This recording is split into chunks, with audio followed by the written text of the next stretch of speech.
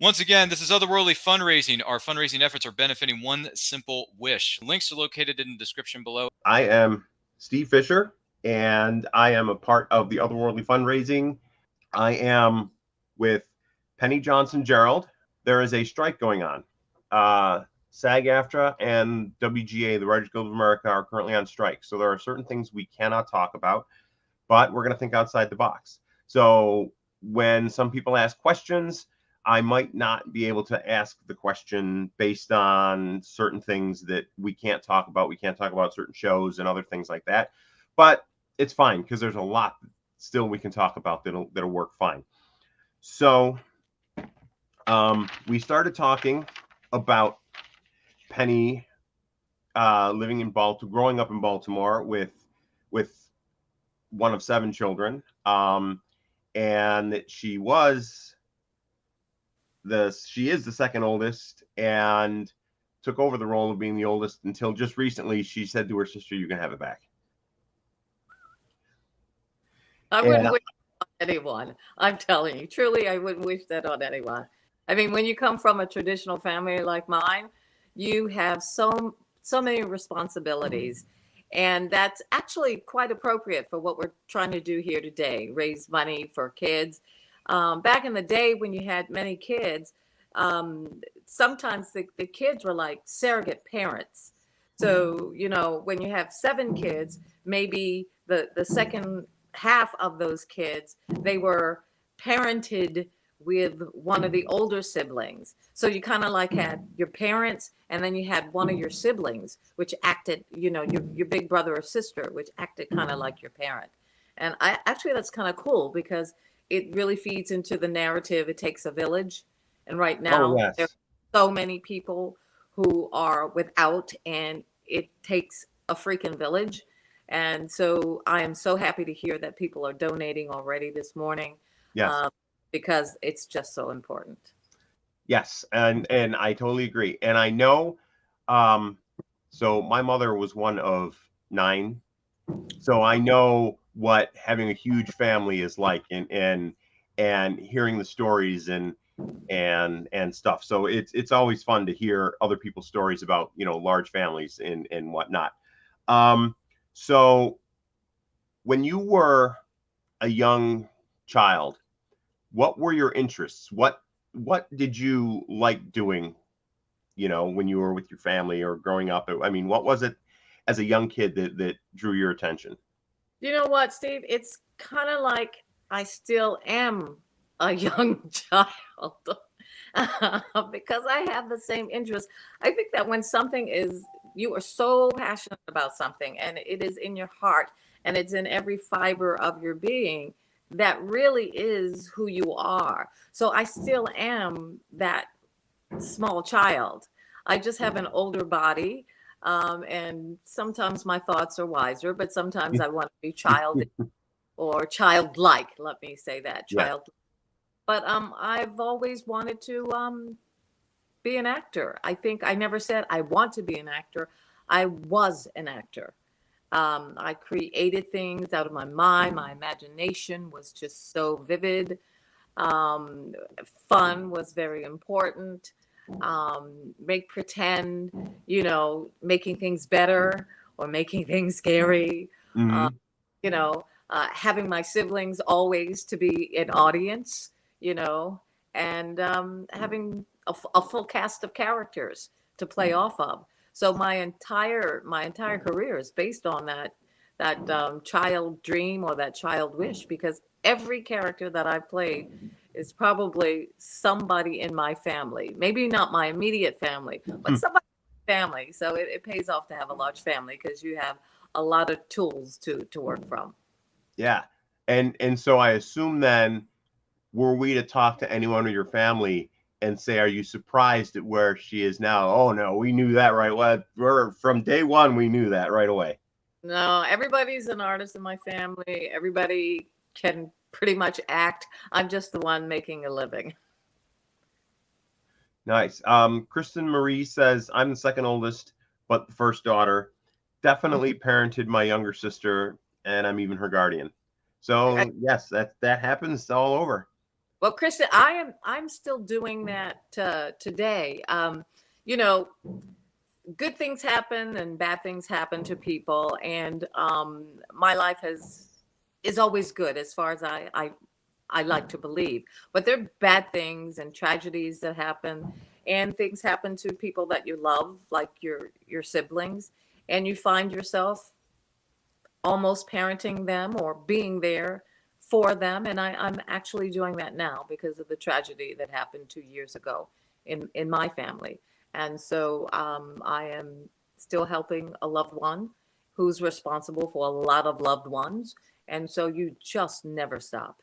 And anybody who thinks you can stop at any time, I don't think you've been introduced to real family. Sorry about that. Oh, what talents do my family members have? Wow. Well, I have a sister who's also an actress, Nori Victoria. My grandmother was an actress as well. My father builds things, and I find myself, I'm like my dad. I mean, even though I'm the second oldest and I'm the second daughter, I think I was the first son because I'm so much like my father. I build things on my downtime, which is now. I paint. I drive my husband crazy. I'll take the house apart and I'll just start painting the ceiling another color or patching any cracks. I live in California, so there are earthquakes. If you hear any pounding now, I started a project and now we had to hire someone to come and finish it because I didn't want to go through the concrete, so I don't do that. Mm-hmm. So my family, we build houses, we tear them apart, we rebuild them. We have a refrigeration and heating company that we do. My sister is a master baker, patty cakes. She designs and creates the most incredible cakes. My baby brother, who now lives with my husband and myself, is a chef, Chef Norwood. So we are cooks. I don't cook anything that's longer than 15 minutes, but I think I have become a great cook. But having a chef that lives with you, it's kind of hard to compare and compete. And my older sister was actually a cop. So now that she has her job back as the big sister, she polices all of us. Also, I have both my parents around, and my mother, I think she fancies herself a decorator, and that's probably why I tear the house apart and want something different all the time. Nice. So. Oh, I see them coming up. So. Oh, go on. No, if you see something and you want to just jump in, go right ahead. You know, if I was downstairs in my office, which I can't because they're pounding downstairs, I have Renee's last mask. And it's wow. That he tore off of his face at the very last take of the last show that we did, a show that we shall not mention. Correct. I'm allowed to do that. But when he tore it off, he said, "Enough of this." And I said, "Oh no, I want that." And I took it and I put it in a case. And I met someone since who told me I need to make sure I spray it so that it crumble and fall apart. Sure. But just the best and generous. And I'm so honored to have his last mask. So I had seen somewhere that you lied about your age to get into some entertainment as a young kid. What was that? My brother, the one who now builds houses and Johnson Solutions. My brother Slugger. Don't ask. My brothers, their names are Slugger and Knuckles. But okay. So Slugger, he was watching a television and a commercial came on, and it was for Center Stage, and they were training actors, but you had to be 16, and I wasn't. I was 15. Well, actually, I was 14 and a half.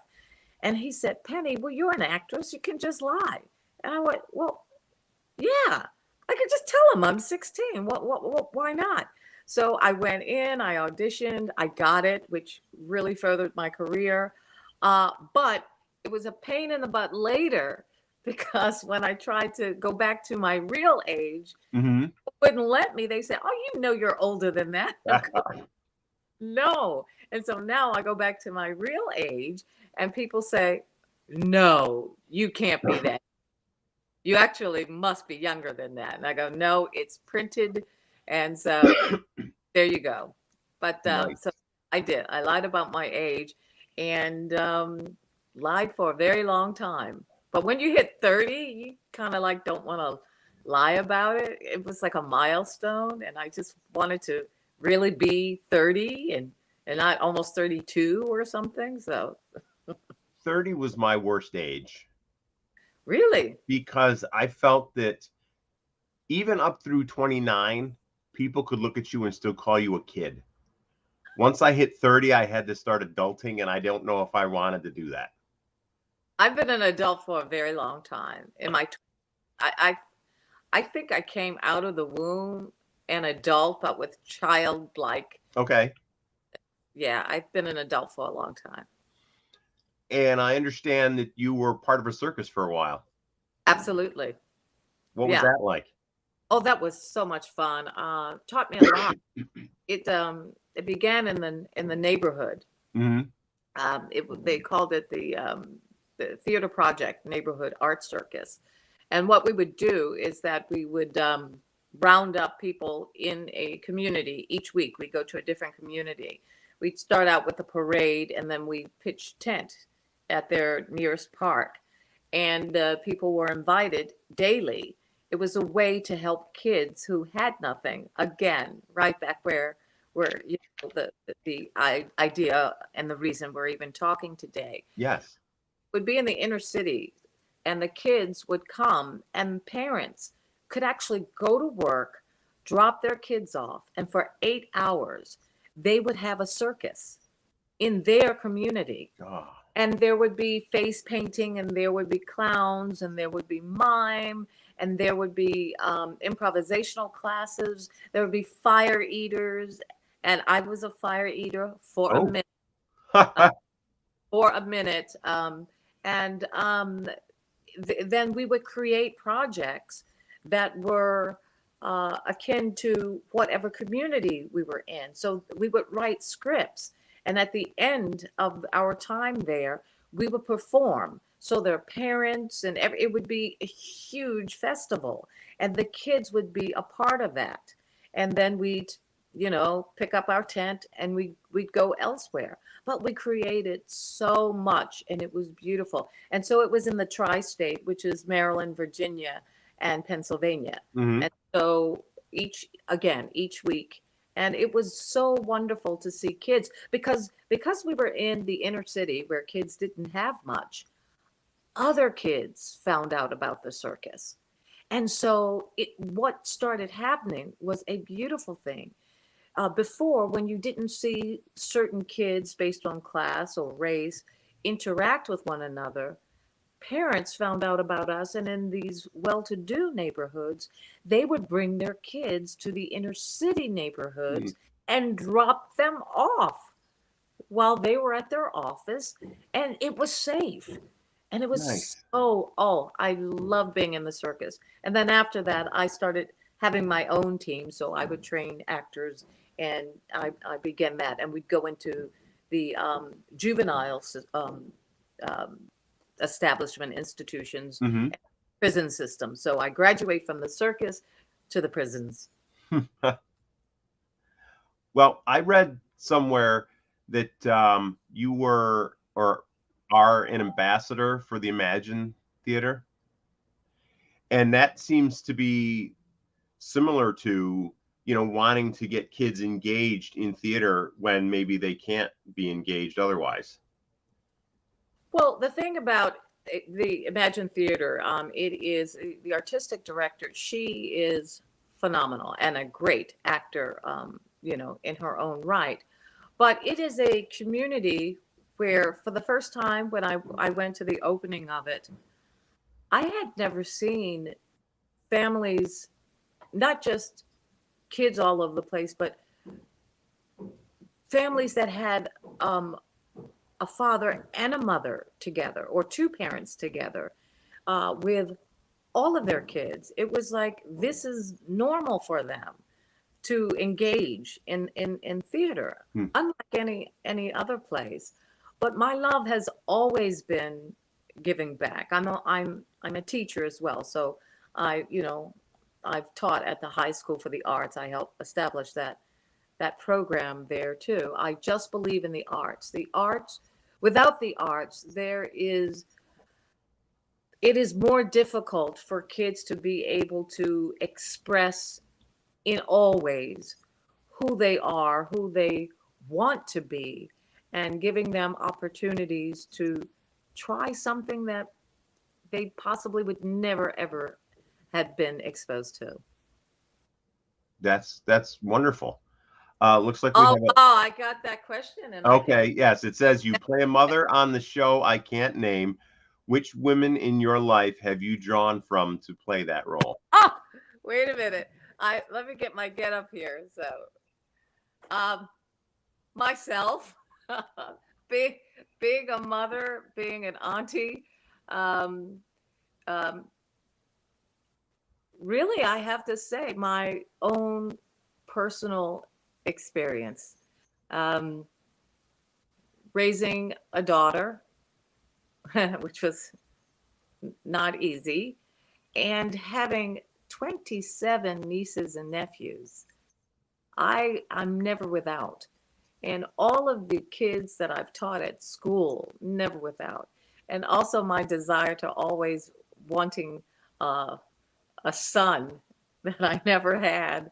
So I think it's my mothering experiences. And I do have lots of friends who are strong mothers. But one thing I have never experienced is being a single mother, because I'm married and I've been married forever. But I have had introductions to many people who are single parents. My best friend is a single parent, and watching her strength, I must say, I have to give kudos that I've probably stolen a lot from her as well. All right. In case you're just joining us, I'm Steve Fisher, and I'm here with Penny Johnson Jerald, and this is the One Simple Wish weekend. We are raising money for One Simple Wish to help out those foster kids that are in need. And for every $10 donation, you're entered into a sweepstakes for some prizes.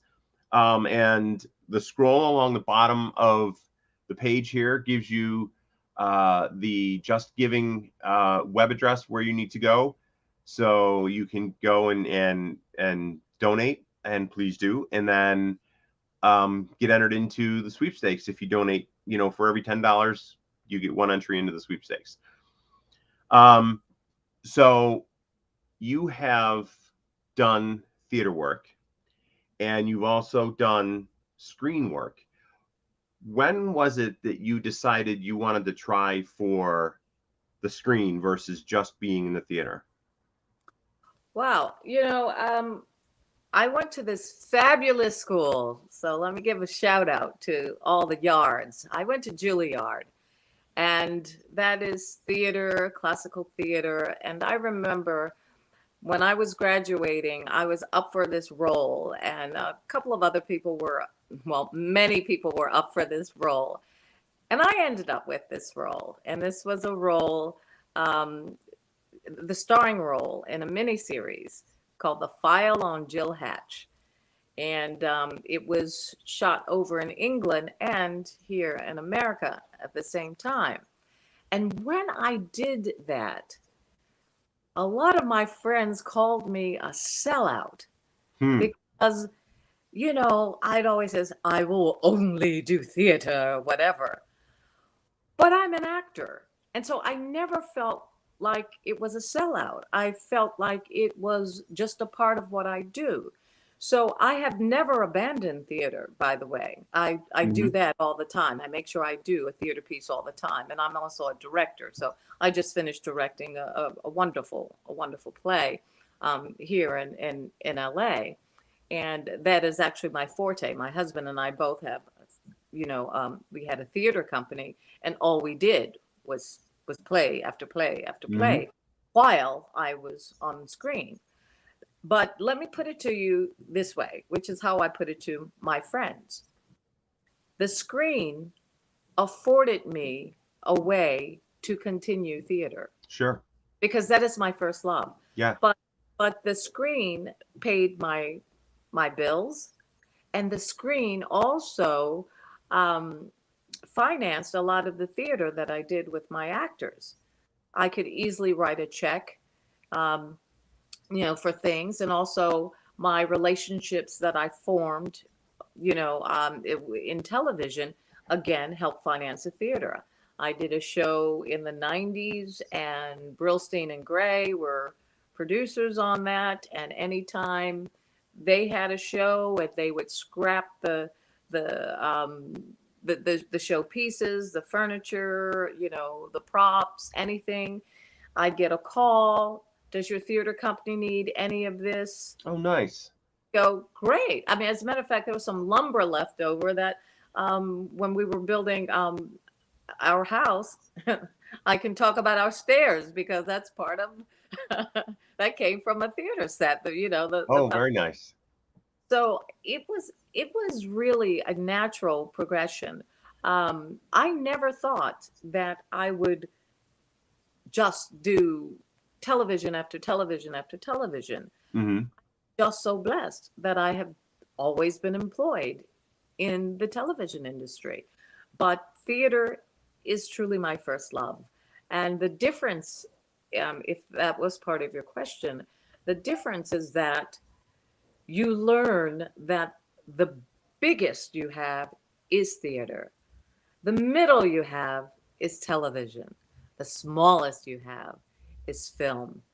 And so you just, theater is the biggest. It's the biggest with the voice. It's the biggest with the body. It's the biggest with your emotions. And it gets smaller from that, because then you have other things that will help you out. The camera helps you out. It can get into your mind, your body, and your soul. So you depend on that. So you learn technically how to work with that. So it's a different technique as compared to the theater. But the theater, to me, really gives you an awful lot of tools so that you can graduate to the other industries. Well, in that same vein, I was going to ask, like, when you are prepping for a role in the theater and having to learn your lines and do what you have to do to be on stage maybe 5 nights a week versus an episode, and how many episodes are you filming a week of a particular show or doing a particular movie? What for you are the processes, and how are they different from learning for the stage versus learning for the screen? Not that much different. And I do see this question. I'm going to answer that question Okay. too. Not very different. If you're doing classical theater, the difference is that you have to understand what vernacular, or if you're doing Shakespeare, you have to understand iambic pentameter and what your voice needs to do. Or so when you're learning lines, you have to understand with a line what part of that line is going to fall, if it's a feminine or masculine ending. I know that's too much, it's technical, but my point is there is a method to it. However, learning lines is something I don't memorize lines. Okay. When I'm teaching how to learn lines, I don't teach memorizing. Memorizing a line is though you're teaching a kid to memorize his or her ABCs. And when you memorize ABCs, if I ask you what's the 9th letter of the alphabet, you couldn't tell me that it's I. You couldn't tell me that, because you'd have to do this. A, B, C, D, E, F, G, H, I. You'd have to do that sing-songing, because that's memorizing. So you're putting something with that. It's almost like it's artificial. But when you learn a line, You're actually learning thoughts.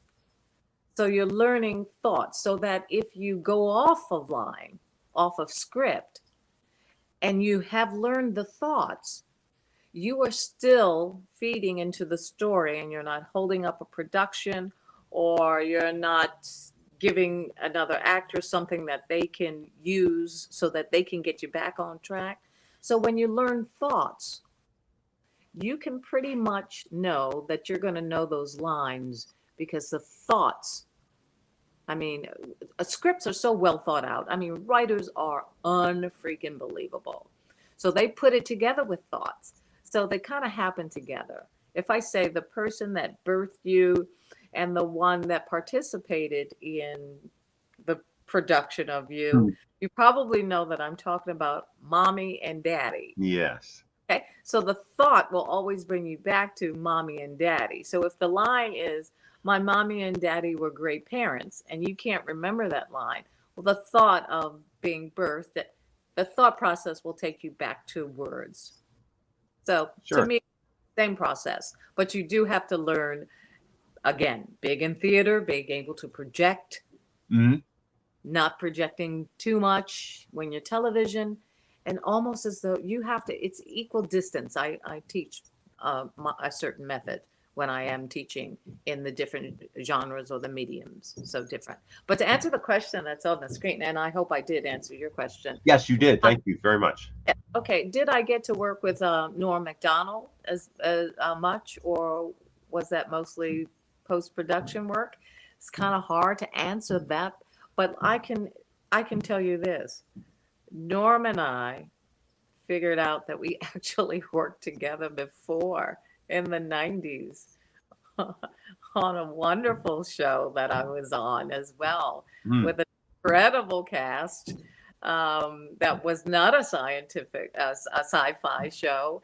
And so we actually knew each other. And this is when you've done this for a long time.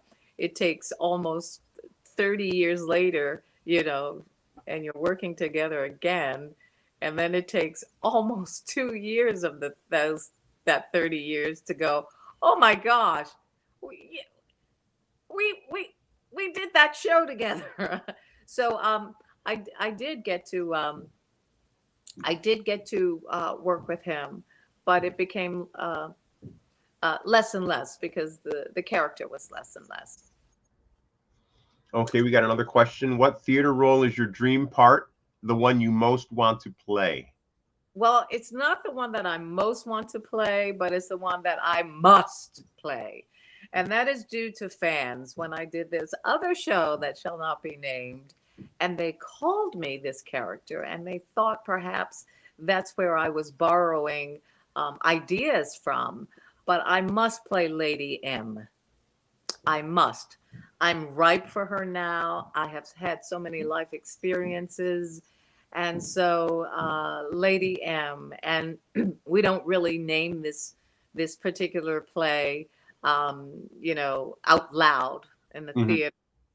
So you'll do your research. Oh, I totally understand. And because I took just very a couple of acting classes back when I was in college, or way back when, and they mentioned not mentioning this play backstage, not doing anything, and our acting teacher said that if you do, there are people that actually will have you walk out of the dressing room and do a certain, like, spinning around and some other things, because they will be very upset if something happens. Yes. So as you were starting out in the business, and maybe, at Juilliard or after Juilliard, was there anything that any seasoned actor told you, any advice they gave you, that you said, you know what, I'm gonna run with that, and you still do it to this day, and you pass that advice down to younger actors coming up? Well, I tend to pass an awful lot of advice down, as you will ask many of my cast members, because I used to be the youngest chick, and now I'm the more seasoned chick. And when I see something, I go, oh yeah, they better put a pin in that one or wait. But to answer your question very specifically, it was actually at Juilliard. Okay. That I learned something, and I will never forget. And I use it for the theater, and I use it for television, film, and I do pass it down. And that is what my wonderful theater teacher, John Sticks. He is no longer with us. And John said the best thing an actor can have in his or her arsenal is a chair. Okay. He said, when you are backstage, plant yourself in a chair and claim your space around that chair. Because on a chair, an actor who has lots of physical things that he must do, you can totally relax in that chair. You can do your vocal exercises in that chair. And when you are in that chair, it's like you're thrown. And whatever demeanor you take on when you're in a chair, others will truly respect it.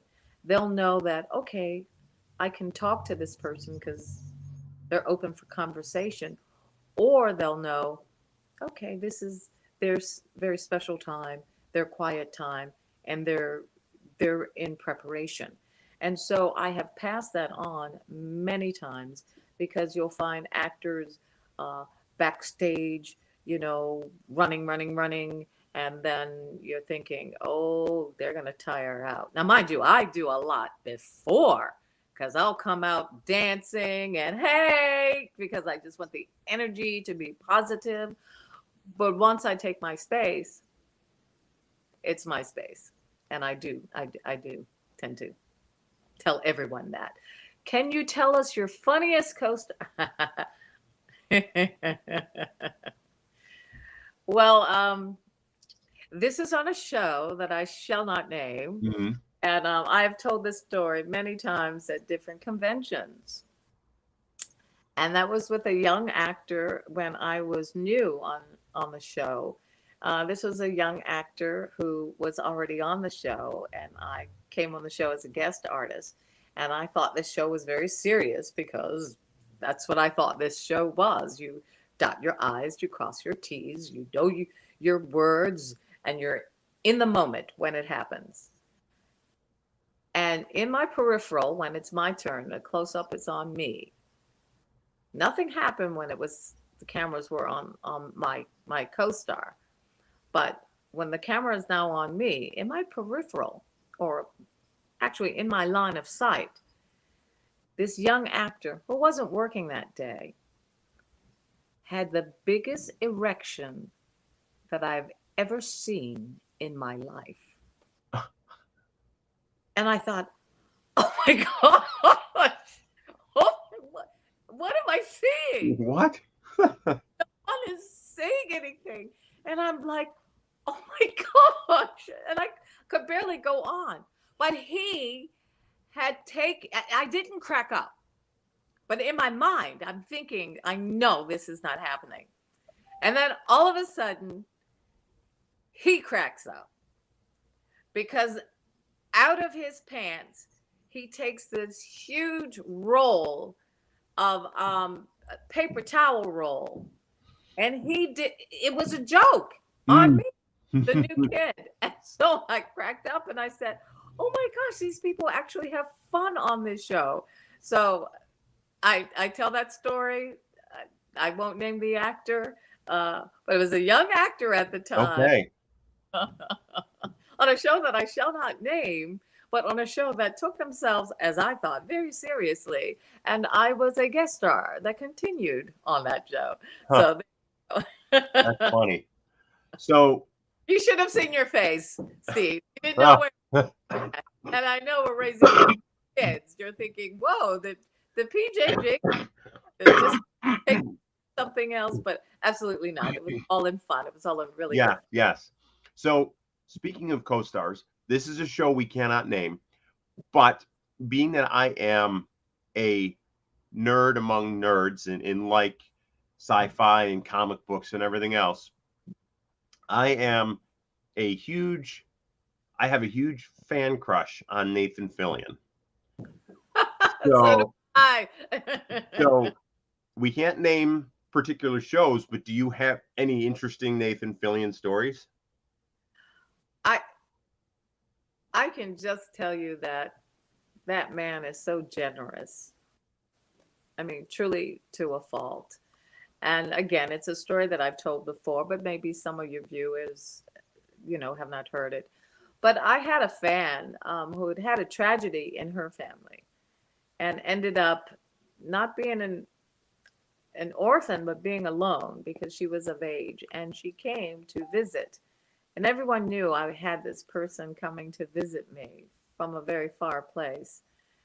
And Nathan learned of her visiting me, and he learned of her tragedy. And this isn't a funny story, it's just a heartwarming story. I'll tell you the nature of Nathan. And so Nathan came to me and he handed me this envelope, and he said, I want you to give this to the person, but please don't open it, right now. Or I said, sure. Well, I kind of didn't listen to Nathan. And I knew for him to say that, it had to have been something very special. So I had her come into my dressing room and I asked her if she mind if I videotaped on her camera, because I'm very good at taping people, but I'll use your phone so that's something for you to have. Nice. Because yes. I think it's very private. And I don't like people doing that to me. I don't like you filming me unless I've given you permission, Mm-hmm. because I don't film people. If I do film you, it's on your camera so that you can do what you want to do with it. And she said yes. So I said, okay, well, I'd like to film you. And I also like to give you this. I said, so can I film you? She said, sure. And she was a little nervous, but it was all right. And I was kind of nervous because I had no idea. So I put it on video and I'm filming her and I hand her this letter or envelope or whatever. And she opens it and she starts shaking, uncontrollably shaking. And then she cries, and I'm thinking, oh, this is too personal, but it's her phone. Mm-hmm. And then I cut after. He had given her cash, I don't know how many $100 bills. Wow. But obviously it was substantial, and it was substantial enough for her to be able to go back home and feel as though she was not alone and not destitute. So when you ask stories about that, there are many I could tell, but this one to me is very, very special because it was he didn't have to do that. Mm. This was my guest. I had invited her, and I had been speaking to her mom before her mom passed. And there I go. I guess I just love kids no matter what. Yeah. Well, that's a great story. Are there any actors that you have not worked with that you would like to? Yes. Absolutely. There are actually some producers that I have not worked with and that I would like to. I have this thing, and my husband and I, when we go on our staycations, we call them now, either here or back. We live on both coasts. We can turn on the television, and it will be 6 degrees of separation from Penny Johnson Jerald. Huh. It's like I can turn on any television show, and I have worked with someone on that show, and it's crazy. But one thing that I do know in my career, and I've worked with lots of people, all kinds of people, but I realize that some of the greats that I have not worked with are our African American actors. I have not worked with enough of people who look like me. And there are some that I would love to work with before we are no longer working. Uh, Denzel Washington is one person that I Hmm. truly, truly, truly would like He's a to work great with. actor. I have never been employed by Shonda Rhimes, and I find her fascinating. Or or Ava, I find her incredible. I mean, there are so many. I had the pleasure of meeting Samuel L. Jackson in some event, but there are people of color that I truly wish to cross paths with on the stage, because I think that it would be a tremendous combination. Yes. Um, and I know, um, so you do a lot of directing in the theater. Yes. And when did you decide that you wanted to maybe take charge and start, the directing versus, I mean, you still act, but then you decided I'm going to move up to the directing. I've been directing since I was 14. That's when I had my first theater company. Oh, wow. So a lot of people don't know that because they always see me as an actor. But I am a really truly a director um, at heart in the theater, and oftentimes there are some shows that I shall not name that I've done quite a bit of coaching behind the scenes. So Would you just ever want to direct for the screen? absolutely. Absolutely. I was pitching a show that didn't get a pickup right before this strike, and perhaps we'll do it again after this strike, get back Okay. to the trenches. But hopefully I'll be able to direct some of those because I just don't want to leave this business without having put my stamp on something that a lot of people will see. Oh, So sure. did I get to know or meet Brock Peters? Oh, absolutely. Oh my gosh, we were in the streets on a lot and we were back in time. And I could not believe that Brock Peters was on the same street as me. Hmm. I I couldn't believe it. It was like the time I worked on a movie with Cecily Tyson. It's like these are people my parents, you know, when your parents grow up with and they introduce you to them. And it was incredible. It was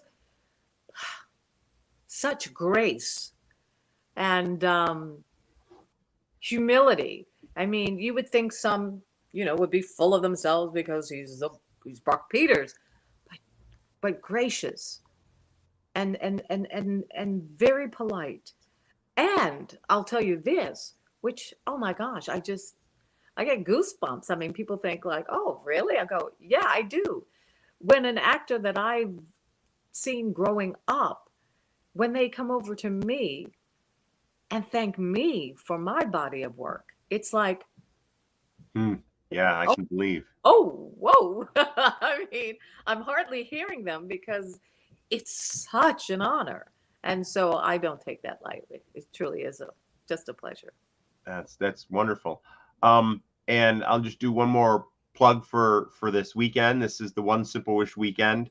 We're Otherworldly Fundraising. I am Steve Fisher, and I am talking with Penny Johnson Jerald, and we're raising money this weekend for One Simple Wish to help foster kids and to help them, the kids that aren't that don't have the best situation, to get some of their wishes granted. And so please donate. Last I knew, we were currently at $850. And if we can get more than that, we want to grow and get more money. And so, yeah, we have a question that came in from Kristen. When you were growing up, who were your actor idols? Wow. Cecily Tyson, truly. Um, Leslie Ann Warren, and Shirley Temple. Those truly pretty much there. But let me just say this before we wrap up, or as we are still talking about this, in terms of fostering and giving, I was a big sister, not just as a sister, biological sister, but I was a big sister in a big sister program here in Los Angeles. I had just gotten married and I wanted to give back. And so I went to Pasadena. There was a house, they called it. I forget the name of it. And there were lots of kids there. And the kids who were there, they were older kids. And I wondered why there were so many older kids at the house. And the lady told me because all the younger kids get adopted. And the other kids usually just get fostered there, or they're there until they age out of the system. And so I decided to be a big sister. And I was a big sister to, they do a one-on-one because they don't want you to have too many, you know. And I was a big sister to a young lady who had I mean, she had been through so much. And I remember taking her to Disneyland. The difference that made that one day. Oh, sure.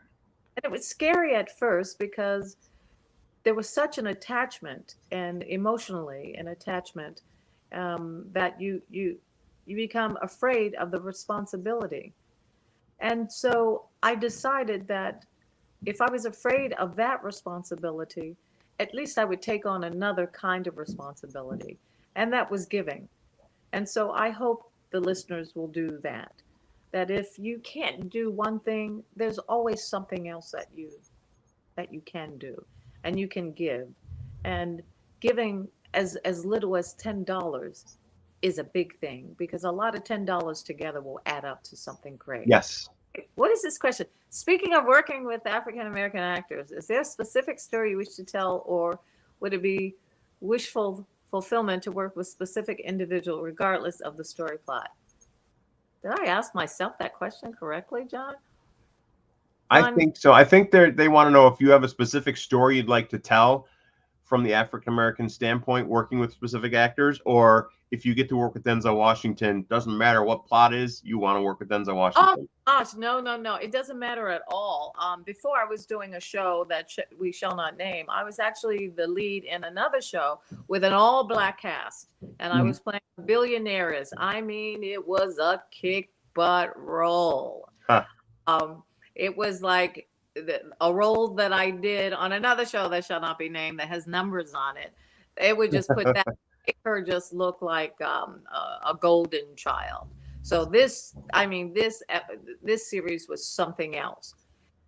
But instead, I had to choose between doing that show and a show that I ended up doing that I cannot name.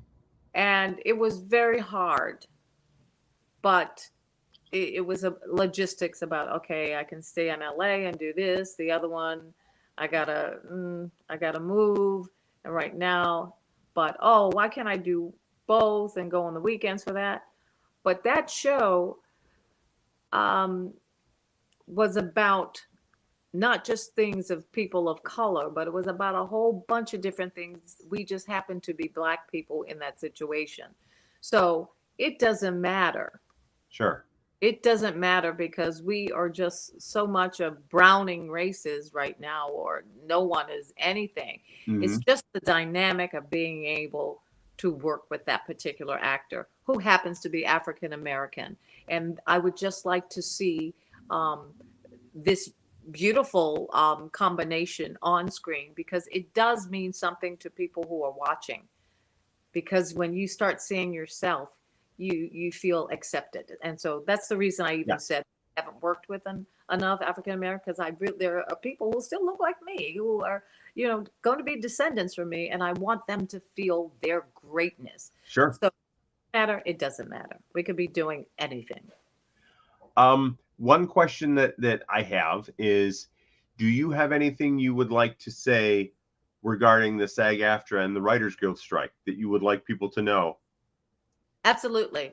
Let me make sure. This was given to me. It says SAG-AFTRA and to support the actors, and not just the actors, the writers, because without the writers, we still can't go back to work.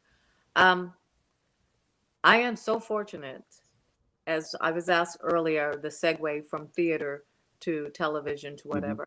I am so fortunate to have had show after show after show, which means if I retire today, I could probably be all right.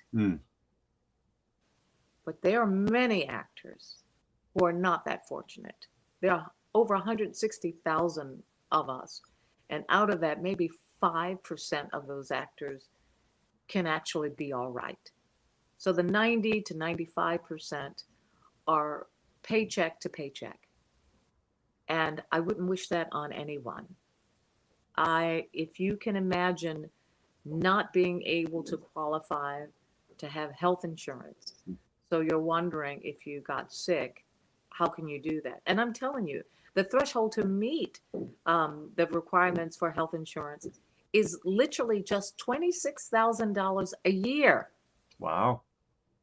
So we're saying, I'm telling you, 95% of your actors don't make $26,000 a year. Yeah.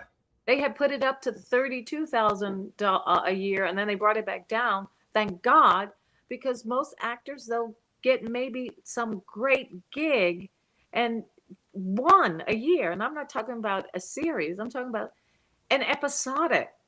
And they still won't qualify for that. So actors aren't rolling in the dough.